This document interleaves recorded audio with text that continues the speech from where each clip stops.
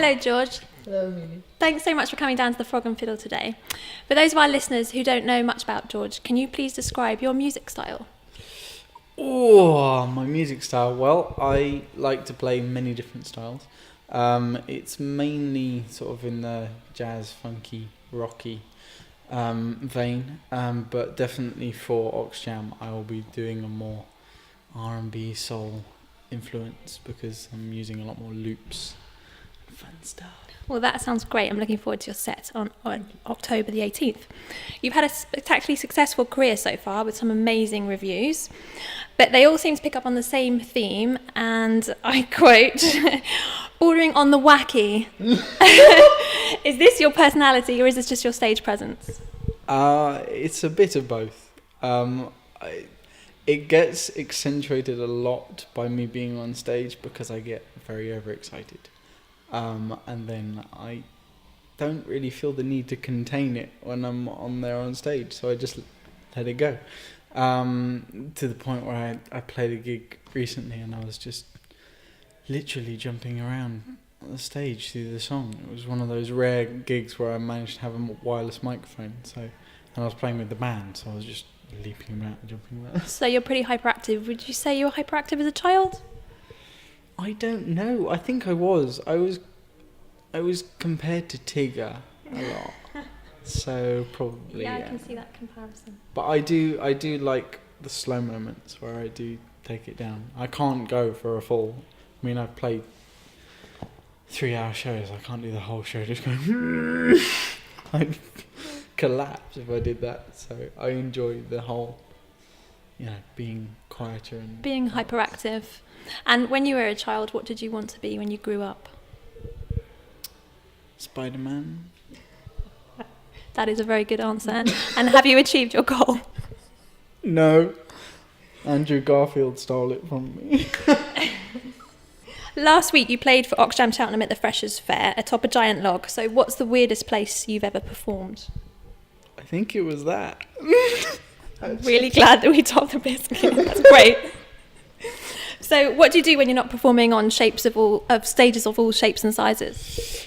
I'm pretty much always writing songs. It's either writing songs or editing videos and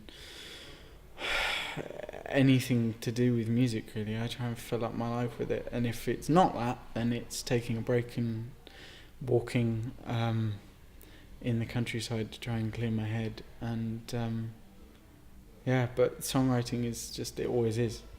There's always a new song to be written. There's always new instruments to try and pick up or play with and practice. Yeah, you mentioned instruments there. So you play several instruments. Do you have a favourite that you play? It's like asking a favourite kid, really, isn't it? I guess. I go through phases. Where I really like to play certain instruments. And at the moment, it's not really an instrument, it's more of a gadget, but is Louis, my loop station. I'm just totally all the time. But that comes in under beatboxing and harmonies, and sometimes guitar, and sometimes keyboard layering in music bits as well. You mentioned the name Louis, and I know that your guitar is called Gloria. Yep. Do you name all of your instruments, and how do you come about those names? Yes, I do name all my instruments. I have a ukulele called Luna. I have another ukulele, my first ukulele, called Luke. My keyboard is called Roland. Not very imaginative. It's a Roland keyboard. I was just going to say that. And this is really bad. They're gonna be really cross with me because I'm gonna. My little red piano, Tink. That's a good name. Who's gorgeous. I love her. And I name everything. If I play a grand piano or something in a venue and stuff, I tend to name it. So you will name any instrument that you play on. Doesn't matter if it's not yours. Yeah. Just as like a nickname. It may not be their name, but it's what I like to call them. So in theory, you can't play an instrument without naming it. Yeah. Moving on, your song "Hold On." Yes. Was it written about anyone in particular? That's a good question. No one's ever asked me that before. I'm very glad. It wasn't actually. That's really weird. No, it's one of those things where particularly when I first started songwriting, I rarely focused it in on particular experiences. It was just like a general life and wanting to write about things. So only really recently when I've started writing that it's been more focused in different occurrences, and I've let my personality go in more and focused what I was writing about more. So you do draw on life events at the moment into your music? Yes, very much so. Okay, and do you have anyone who inspires you? Oh, lots of people. One person. One specific person who inspires me. Oh. I'm going to have to push you for an answer now, George. I know. I would say probably one of my my biggest heroes in music would definitely be Ryan Tedder from One Republic. He's a supremely proficient and talented songwriter, as well as a very talented producer and musician and performer. And I love what One Republic do very much. Yeah, I think he's definitely inspired me a lot in becoming a sort of Renaissance music man who does everything. Yeah. Mm-hmm. Okay, perfect. And you're currently pledging on your next album. Can you tell us a bit more about that album, please? The new album is a culmination of far too many new songs that really need to be laid down. I've been writing since I recorded the first album, which was in 2011 and was released in 2012. And it's just gone nuts. I've written well over 100 songs, and I managed to whittle that down to 30. So did you write those 100 for that whole album, or is that 100 over the whole duration? Just 100 over the following years, Right. just basically, and then thinking I really should try and record this in some way and, find the best ones and the ones that I enjoy playing most. And unfortunately, since I've sort of kind of whittled it down to about 18 now, I keep writing new ones. So it's not helping. But it's moving more into rock and some alternative stuff. And like I was saying with R&B and soul, there's a lot more guitar songs. It's probably about 2/5 guitar, 3/5 piano, I would have said now. So it's Are you touring with your album? I will be touring. The Not So Big tour will be continuing in and around across the ways of the UK. And where can I find out about that tour? You can find out anything about me on georgemontague.com and all the other Twitter, YouTube, Facebook. I'm everywhere. Just Google my name. And finally, do you have any advice for someone who might be starting out in the music industry? Don't give up.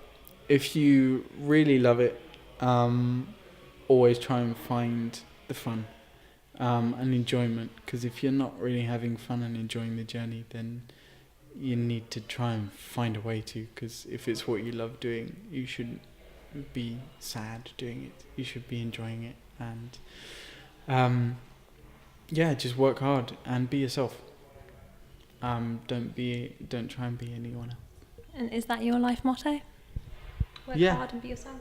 Pretty much, and smile, because you never know who might smile with you. So That is fabulous. Thank you very much, George. That was a great interview. And you can see George perform live at the Oxjam Cheltenham Takeover at 9 p.m. on the 21 Club. Tickets are available from www.wegottickets.com/Oxjam Cheltenham. I'd like to wake up by you every day, so I could be the first to hold your embrace.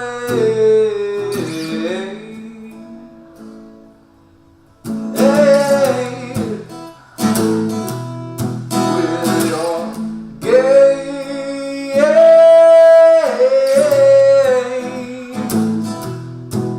with everything you tried to teach me, try to learn.